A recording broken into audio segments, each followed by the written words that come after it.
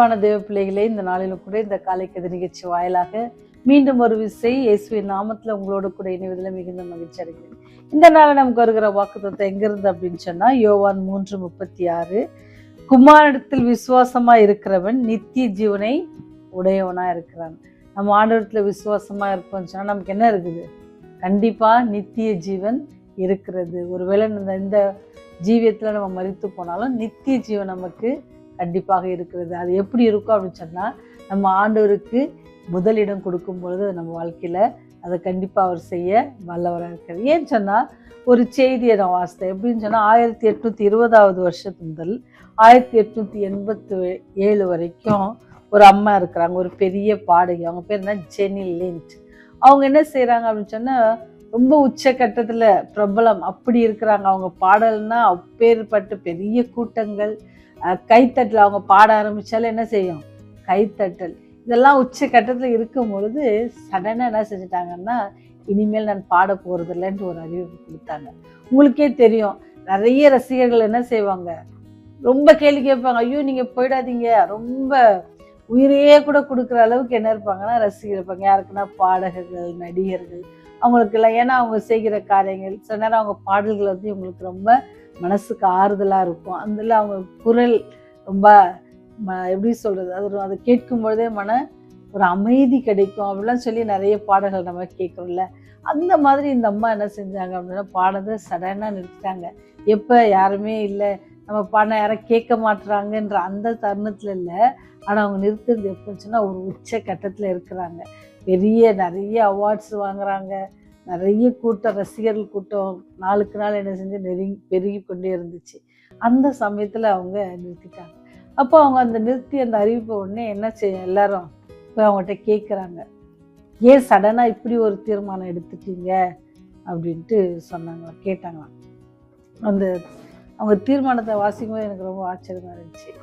என்ன அப்படின்னு சொன்னால், அவங்க சொன்னாங்க, எனக்கு இவ்வளோ பெரிய கைத்தட்டல், உங்களுக்கே தெரியும், இவ்வளோ பிரபலமாக இருந்து இவ்வளோ பெரிய ரசிகர் கூட்டம் எல்லாத்தையும் சடனாக விடுறது ரொம்ப ஈஸியான காரியம் இல்லை. ஏன்னு சொன்னால் அதில் ரொம்ப மூழ்கி இருப்பாங்க.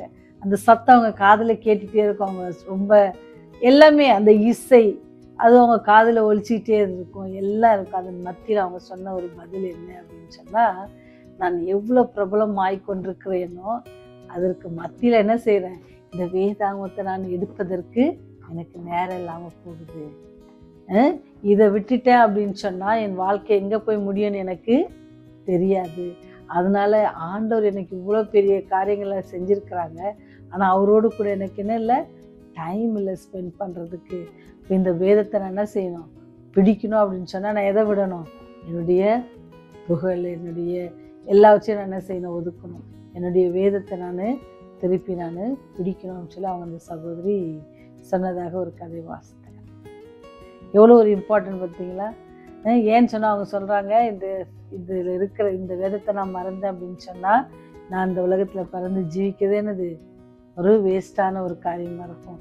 ஆனால் ஆண்டோடைய வார்த்தை, ஆண்டோடைய வசனம் அவர் வல்லமை உள்ளது. ஏன்னா அவர் அன்பு, அவர் நம்ம வைத்த அன்பு அந்த சகோதரி உணர்ந்திருந்தாங்க. அவர் எனக்காக என்ன செஞ்சார், பரலோகத்தையே விட்டு வந்திருக்கிறாரு. அவருக்கு நான் என்ன செய்ய போகிறேன், என்னை நானே பிரசித்தப்படுத்தி கொண்டிருக்க போகிறேன்னா, இல்லைடைய அன்பை குறித்து நான் உணர்ந்து அவருக்கு கீழ்ப்படிந்து நடக்க போறேன்னு சொல்லி அன்னைக்கு அந்த சகோதரி ஜெனி லிண்ட் என்ன செஞ்சாங்க அப்படின்னா தீர்மானம் எடுத்தாங்க. உங்களுடைய தீர்மானம், என்னுடைய தீர்மானம் எப்படி இருக்கிறது? இந்த வேதத்தை நம்ம பற்றி கொள்வோமா?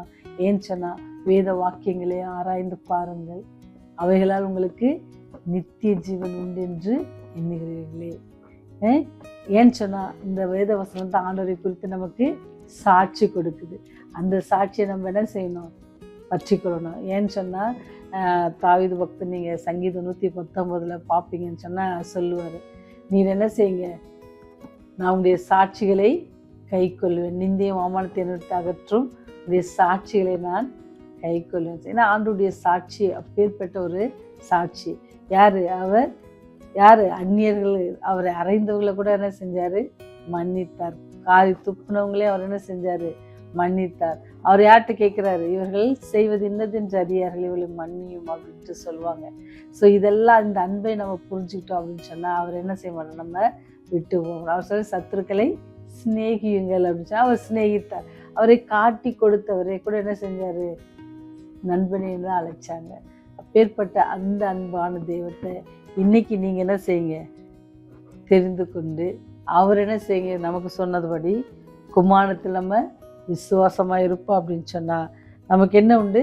நித்திய ஜீவன் உண்டு. அவரை விசுவாசிக்க ஒருவேளை கடந்த நாட்களில் அந்த விசுவாசத்தில் குறைவு ஏற்பட்டிருக்குன்னு சொன்னால் இன்னைக்கு கூட இன்னொரு நாள் கூட்டி கொடுக்கப்பட்டிருக்கிறது. கிருபையை ஆண்டவர் புதிய கிருபையினால் நம்மை இன்னொரு நாளை காணும்படி செய்திருக்கிறார். இந்த நாளில் அந்த பழைய விசுவாசத்தை நம்ம என்ன செய்வோம்? தொடர்ந்து செய்வோம்.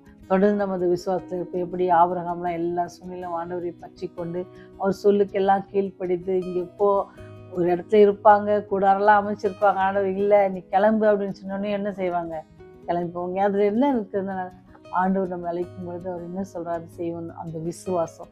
அதே போல் நீங்களும் நானும் விசுவாசத்தோடு இருப்போம்னு சொன்னால் அவர் வருகிற பொழுது அவர் வருகையில் நம்மையும் அவர் கூட்டி செல்வதற்கு ஆயத்தமாக இருப்பார். அதற்கு நாமும் தகுதி உள்ளா இருப்பதற்கு அவருடைய கிருபையினால் அவர் சொல்லுகிற காரியத்தையும் நாம் செய்வோம்னு சொன்னால் அது நமக்கு பெரிய ஆசீர்வாதமாக இருக்கும். அதற்கு ஒரு நாள் இன்றைக்கி நமக்கு கொடுக்கப்பட்டிருக்கு. இந்த நாளில் உங்களுடைய விசுவாசத்தை நீங்கள் என்ன செய்யுங்க? பலப்படுத்திக்கிங்க. ஒரு வேளை சோர்ந்து போயிருப்பீங்கன்னு சொன்னால் அவருடைய வசனத்தை எடுத்து வாசிங்க. அது உங்களுக்கு பலன் அளிக்கும். அதுதான் இந்த ஆண்டோடைய சாட்சி. இதில் இருக்கிற ஒவ்வொரு வார்த்தையும் தேவாவினால் அருளப்பட்டு எழுதப்பட்ட வாக்கியங்கள். இது எல்லாமே என்ன செய்யும்? நமக்கு வழிகாட்டும். அவருடைய வசனுடைய கால்களுக்கு தீபம், பாதைக்கு வெளிச்சமாக இருக்கிறது. அந்த வெளிச்சத்தில் நம்ம என்ன செய்வோம்? தொடர்ந்து நடப்போம். தேவனை ஆசீர்வதிப்பாராக. ஜெபம் செய்வோம். நித்திய ஜீவனை எங்களுக்கு தருவதற்காக தன் ஜீவனை கொடுத்தவரே, இந்த வேளையிலும் கூட ஆண்டவரே நாங்கள் அதை விசுவாசிக்கிறோம் தகப்பனே. விசுவாசித்தோடு நின்று விடாதபடிக்கு ஆண்டவரே அநேகருக்கு நாங்கள் எடுத்து சொல்லவும் தொடர்ந்துமே நாங்கள் பற்றி கொள்ளவும் நீங்கள் இந்த கிருபை செய்யுங்க சாமி. உலகத்தை நோக்கி காரியங்களை சுற்றி இருக்கிற காரியங்களை நோக்கி நாங்கள் சோர்ந்து போய்விடாதபடிக்கு தகப்பனே, எல்லாவற்றுக்கும் ஒரு நம்பிக்கை உள்ள தேவன் இருக்கிறார். எல்லாவற்றையும் பார்த்து கொள்வார். எங்களோடு கூட வருகிறவர், எங்களுக்காக எல்லாவற்றையும் செய்கிறவர், எங்களுடைய தேவைகளை சந்திக்கிறவர், எங்களுக்காக பாடுபட்டு எங்களுக்காக மரித்தவர் என்று சொல்லி எப்பொழுதும் எங்கள் நிலையில் வைக்க எங்களுக்கு கிருபை செய்யுங்க சாமி.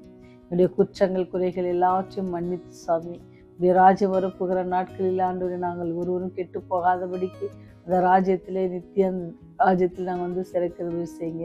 இந்த செய்தியை கேட்கிற ஒவ்வொரு குடும்பத்திற்காக செபிக்கிறோம். கண்ணீரோடு வேதனையோடு மனபாரத்தோடு இருக்கிற பிள்ளைகளுக்காக செபிக்கிறோம். வேலைக்காக காத்து கொண்டிருக்கிற பிள்ளைகளுக்காக செபிக்கிறோம். தேர்வுக்காக காத்து கொண்டிருக்கிற பிள்ளைகளுக்காக செபிக்கிறோம். படிக்கிற காலங்களில் ஆண்டவரே ஞானத்தினால் நிரப்புங்க. கீழ்ப்படுதல் ஆவியை கட்டளையிடுங்க சுவாமி. புரிகிற சக்தியை கட்டளையிடுங்க. ஞாபக சக்தியை கட்டளையிட்டு பிள்ளைகளெல்லாம் நல்ல முறையில் தேர்வுகளை எழுத நீர் உதவி செய்தலிடமாக கெஞ்சி கேட்கிறோம் சுவாமி. தீய பழக்கத்துக்கு ஆண்டவரே மாட்டிக்கொண்டிருக்க பிள்ளைகளுக்காக ஜெபிக்கிறோம். அவங்களோடு கூட நீர் பேசி அவளுக்கு நல்ல சுகத்தையும் பலத்தையும் தந்து அந்த தீய பழக்கத்திலிருந்து விடுபட நீர் அவளுக்கு கிருபை செய்யுங்க. அவளுக்கு அதற்காக எடுக்கிற மருத்துவங்கள் எல்லாவற்றையும் இருந்திருக்கிற எல்லாவற்றிலும் கரம் இருந்து வல்லமையான கரம் இருந்து வழிநடத்த வேண்டுமாய் கெஞ்சி கொண்டாடுகிற போதைப் பொருளுக்காகவும் மதுபானத்திற்காகவும் அடிமைப்பட்டிருக்கிற பிள்ளைகளுக்காக செபிக்கிறோம். வியாதியில கஷ்டப்படுற பிள்ளைகளுக்காக செபிக்கிறோம். தகப்பனே ஒவ்வொரு நீங்களே பாதுகாத்து கொள்ளுங்க, வழி நடத்துங்க. ராஜ்யம் ஒரு நேர்த்தொள்ளணுமா இயேசுனுடைய ஜெபிக்கிறோம் ஜீவனுடைய நல்ல தகப்பனே. ஆமென்.